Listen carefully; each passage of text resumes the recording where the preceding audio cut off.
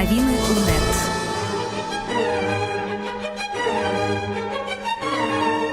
Літаратурныя ночы з Васілём.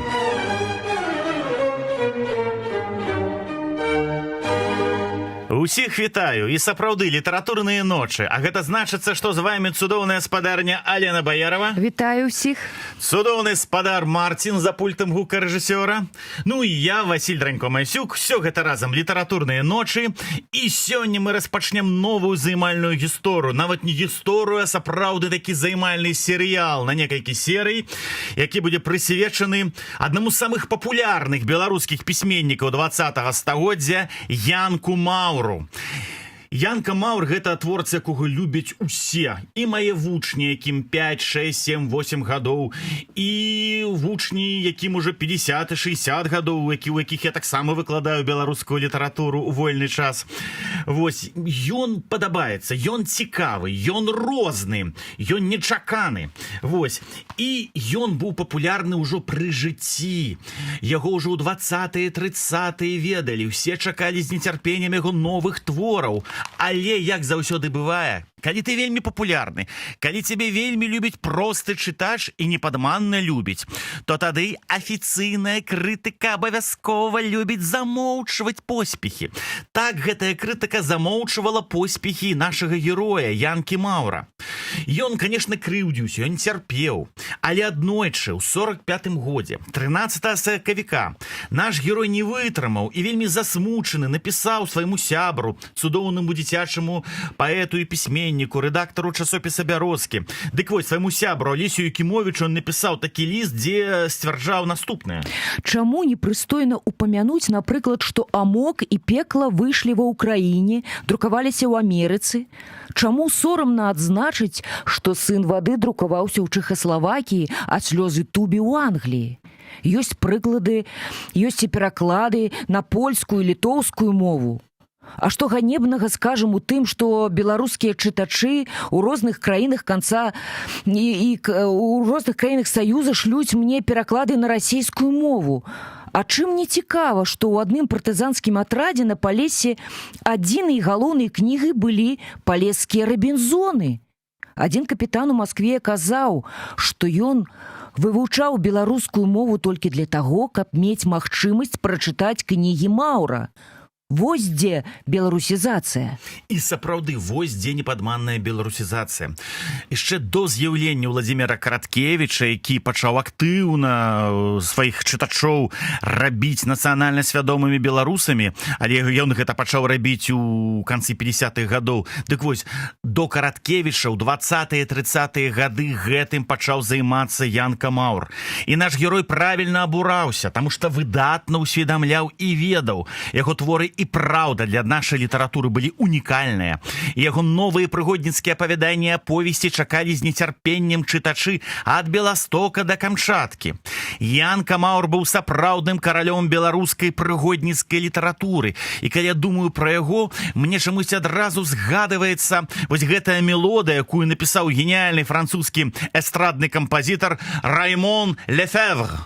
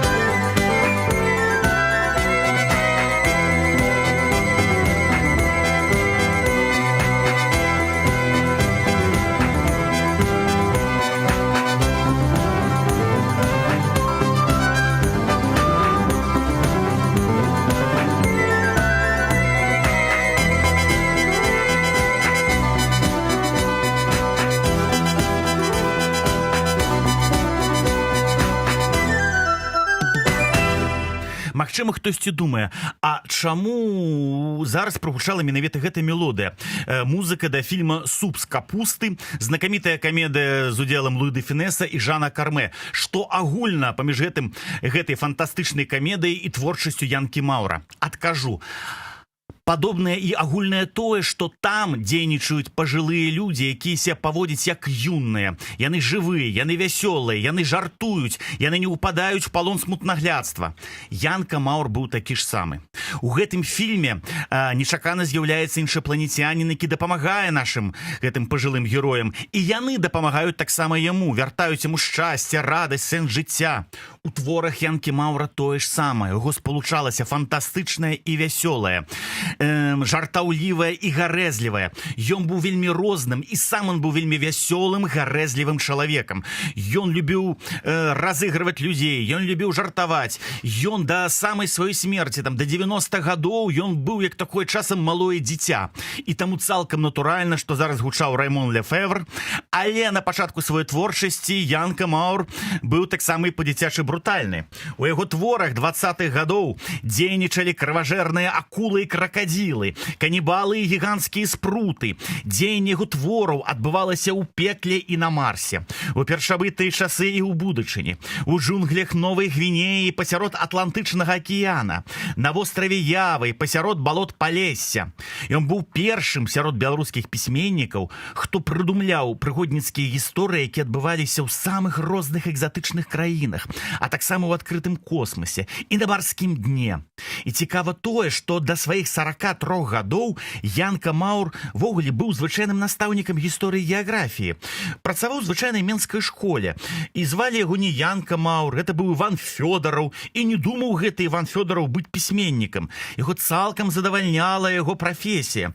Яму вельмі падабалася здзіўляць сваіх вучняў нечаканымі і незвычайнымі гісторыямі, якія ён ведаў шмат, асабліва, калі ён расказваў ім пра розныя незвычайныя краіны, і было гэта на уроку геаграфіі. Вось, напрыклад, наш герой расказваў свайму класу пра востраў Мадагаскар і апісвае, з якімі там мілымі раслінамі можна сустрэцца. У пачатку 20-го стагоддзя два падарожнікі ў Мадагаскары адышлі ад свайго лагера ў джунглі. Яны сутыкнуліся з незвычайным дрэвам. Яго галіны нагадвалі шчупальцы спрута, які толькі яны падышлі бліжэй, галіны заварушыліся. Адно такое дрэва абхапіла сваёй галінай чалавека, пачало душыць яго і павольна прыцягваць да свайго рота. Ротам гэтым з'яўлялася вялікая кветка. Таварыш вызваліў падарожніка, адсекшы дрэву яго шчупальцы. А вось як наш герой апісваў сустрэчу яшчэ аднаго падарожніка, на гэты раз з тэрмітамі. Адзін падарожнік заблудзіўся ў джунглях Заіра і раптам выйшаў на нейкую палянку, дзе стаялі нейкія дзіўныя будынкі. Ён пастукаў па сцяне бліжэйшага будынку, але ніхто не адгукнуўся. Чалавек узяў кій і стукнуў мацней. Раптам унутры нешта зашумела, зашамацела, і з будынка вылезлі нейкія вялікія сляпыя насякомыя, падобныя да мурашоў. Яны паварушылі сваімі вусікамі і зніклі. А праз хвіліну на чалавека накінуліся мільёны гэтых мурашападобных насякомых, якія пачалі кусаць сваю ахвяру. Падарожнік ледзь уцёк. Падарожнік уцёк, але вучні не ўцякалі з гэтых урокаў. Яны прыходзілі на іх і не хацелі адпускаць свайго настаўніка. Іван Фёдараў, які затым стане Янкам Маўрам, не меней маляўніча таксама расказваў пра звычаі, прыроду і розныя экзатычныя нечаканкі Індыі, Кітая, Паўднёвай Амерыкі, Аўстраліі, Новай Зеландыі. Вучні рэальна верылі, што іх настаўнік сам быў тым падарожнікам, на якога нападалі расліны-драпежнікі. Сам быў тым падарожнікам, які змагаўся супраць афрыканскіх тэрмітаў, што ён аб'ехаў увесь свет. Яны былі цвёрда ўпэўнены, Іван Фёдараў незвычайны, яркі чалавек, і ставіліся да яго з такой жа пашанай, з такой жа любоўю, як ставіліся да знакамітага Флэша Гордана. І зараз мы пачуем гурт Queen, тэма Флэша Гордана.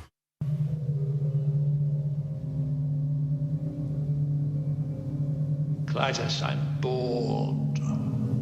What plaything can you offer me today? An obscure body in the SK system, Your Majesty.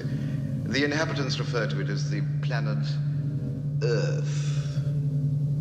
How peaceful it looks.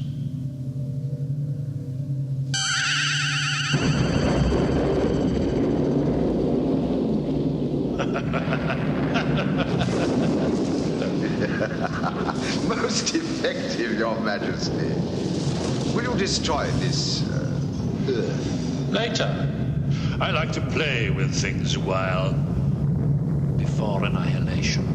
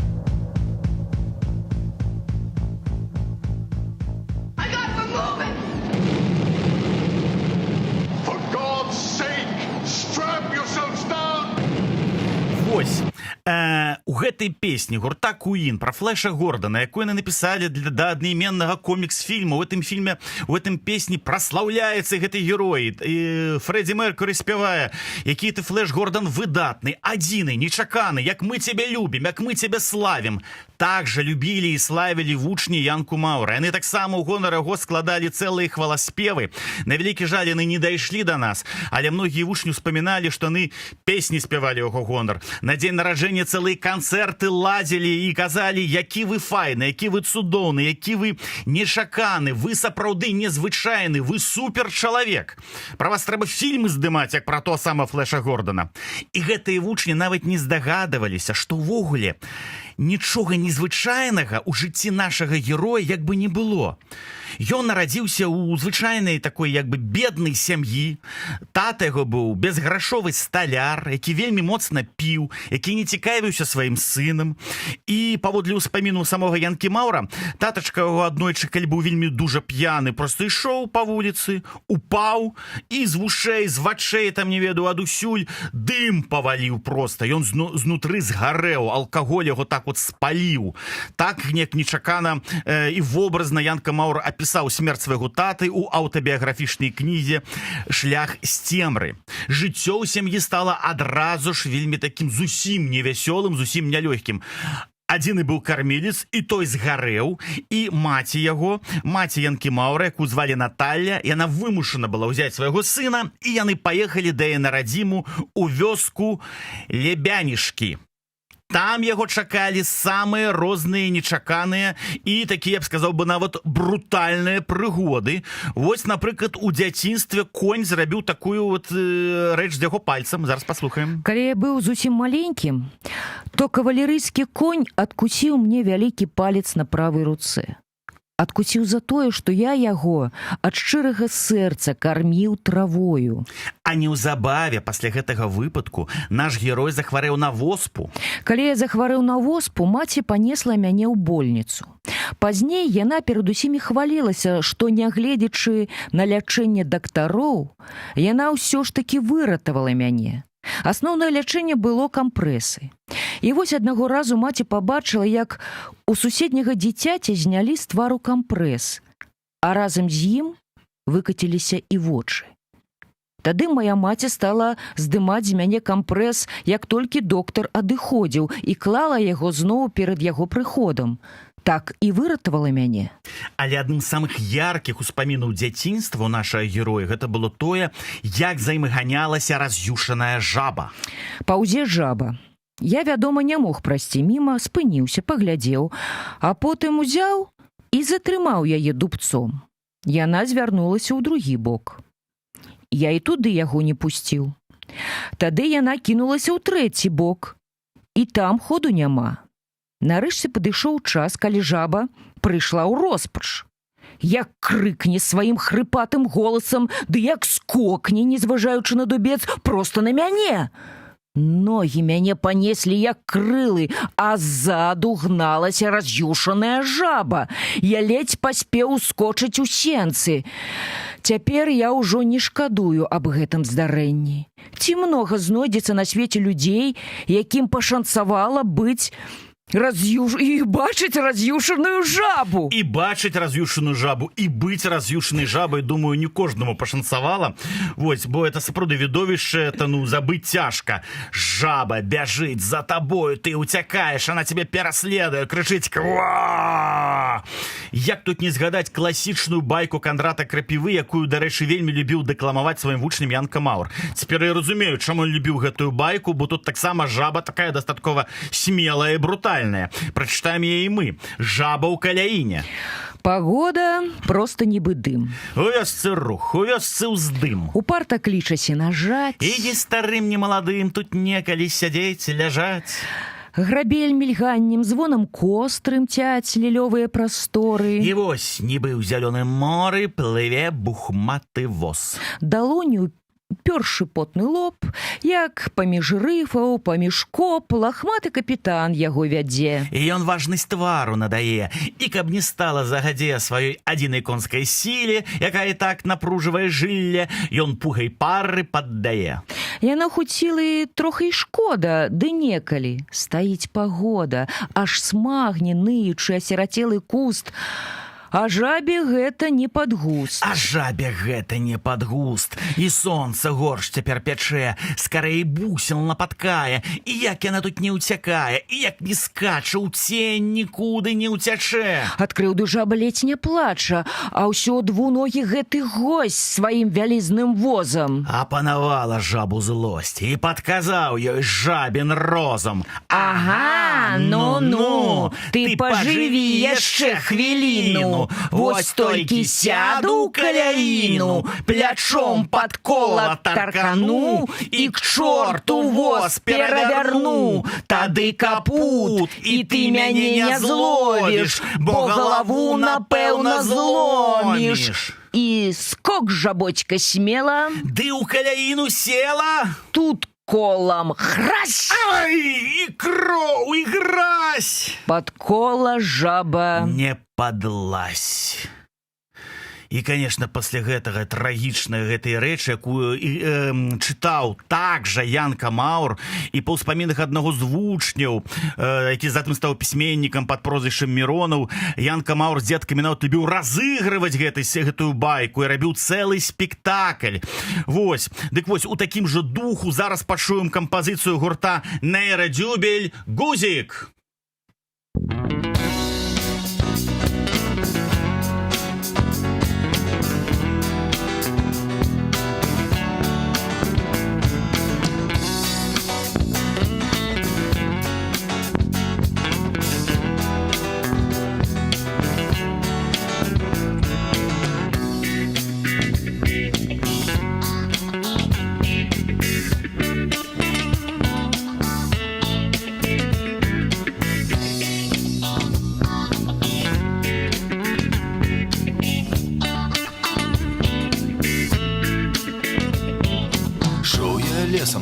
у тебе, ты гуляла у хоккей, ое, толькі дошкой няма, помылился саперня, раз, два, и застался тебе.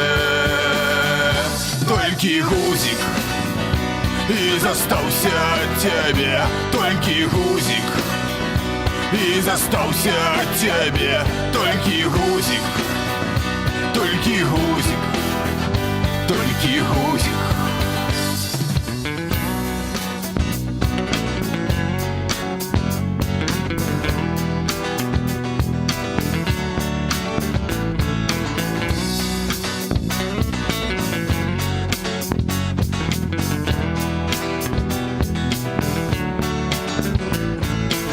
Не прайшло, як пара піва, і ўспаміна, дзіва, дзеля мяне ў акенцы свет.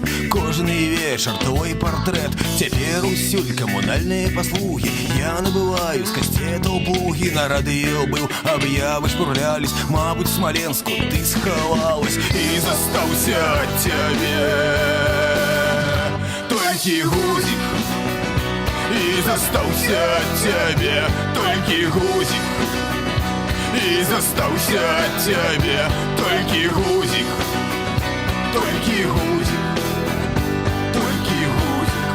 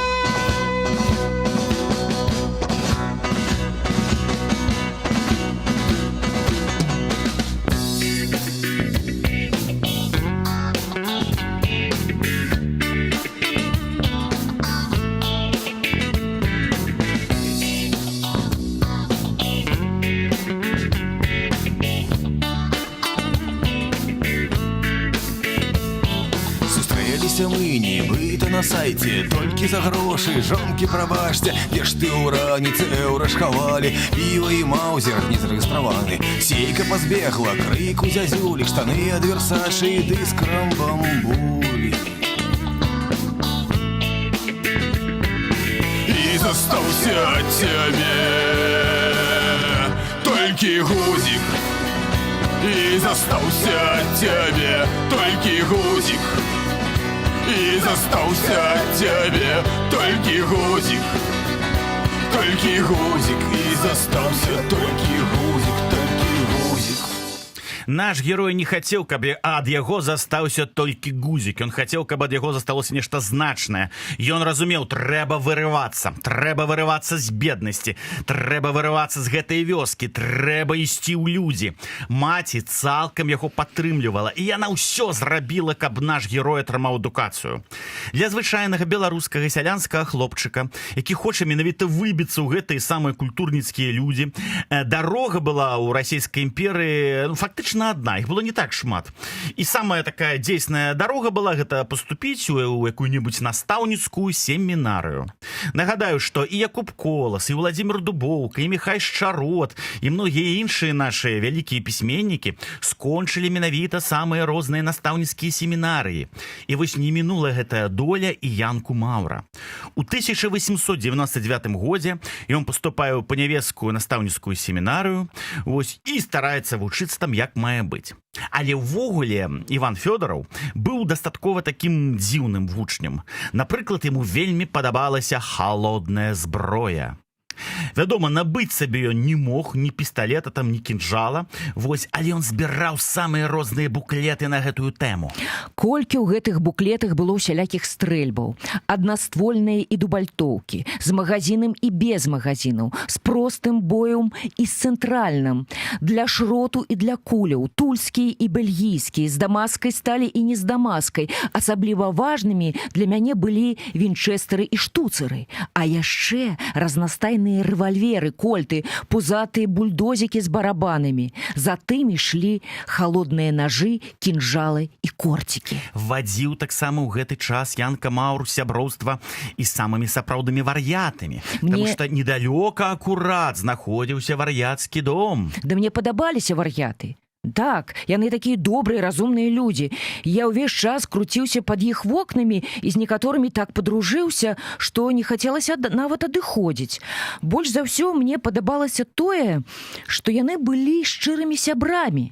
Не зазнаваліся, размаўлялі са мной як з роўным. Адзін мне расказваў, што цар Іван Грозны быў зусім не цар Іван, а сіняя барада. Другі навучыў мяне спяваць раманс «Выхажу адзін я на дарогу». Раманс мне вельмі спадабаўся, і я доўгі час лічыў яго вар'яцкім. Своеасабліва наш герой ставіўся і да дзяўчат. Ды мне раздражнялі дзяўчаты, якія першымі лезлі цалавацца. Ну, вось, напрыклад, падбягае такая вось мамзэль да мяне на выпускным бале, абняла, пацалавала і пабегла далей. Вось і ўсё. Як магло здарыцца такое? Яна ж мяне зусім не знае. Мы сёння пазнаёміліся і пагаварыць толькі, шчыра кажучы, і не паспелі, не давялося. І раптам такая ласка. Не, тут нешта не так, неправільна. Ну, па-першае, я не мог ёй спадабацца адразу, бо я брыдкі. А зблізіцца, каб падабацца адзін аднаму, мы яшчэ не паспелі. Значыцца, яна рабіла гэта так сабе, без аніякай сімпатыі да мяне, можа, нават з агідай. А гэта ўжо справа нядобрая, значыцца, яна пустая, дрэнная дзяўчына, а не такая, як мне здавалася здалёк. Болей з ёй я ніколі не сустракаўся. Кім жа хацеў быць у гэты перыяд Янка Маур? О, ён, начытаўшыся раманаў Эдгара Бероўза пра Тарзана, натхніўшыся творамі Майн Рыда і Джека Лондона, марыў толькі аб адным – збегчы з гэтай сумнай рэальнасці куды-небудзь туды, у рамантычнае царства канібалаў, вулканаў, розных экзатычных монстраў, ёгаў, куды-небудзь у далёкія краіны. Нездарма ж адзін вар'ят ему расказваў, што ён быў до свайго вар'яцтва між такім выдатным падарожнікам, сапраўдным піратам, і шмат расказваў юннаму нашаму герою пра свае такія псеўдападарожжы. Гэта натхніла Янку Маура. Ён перачытаў усю бібліятэку у семінарыі, якая была прысвечана і геаграфіі, і гісторыі, і вандроўкам, усе авантурныя раманы, якія толькі там былі, і зразумеў, што калі ён скончыць сваю вучобу, то грошы, які ён капіў за гэты час, ён іх патраціць на білет на параход, каб той яго адправіў куды-небудзь далёка. А вось што там мы даведаемся, але спярша пачуем такую ж рамантычна-экзатычную кампазіцыю Джо Дассена «Гуантанамера».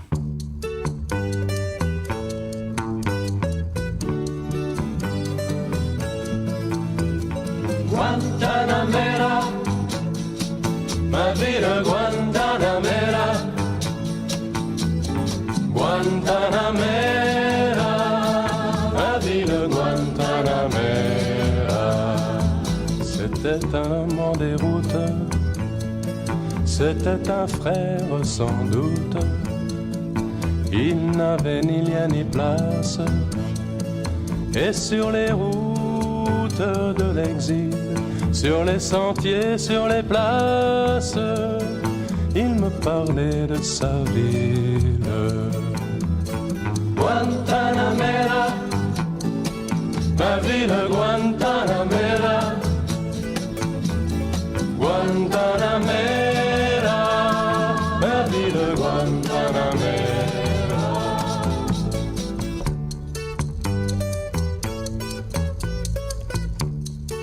Yo soy un hombre sincero, de donde crece la palma. Y antes de morir me quiero echar mis versos del alma. Mi verso es de un verde claro y de un carmín encendido. Mi verso es un cielo herido que busca en el monte amparo. Con los pobres de la tierra quiero yo mi suerte echar. El arroyo de la sierra me complace más que el mar.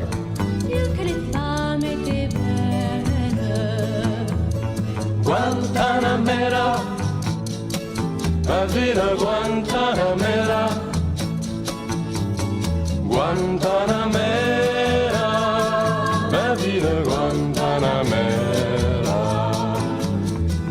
reste toute la terre.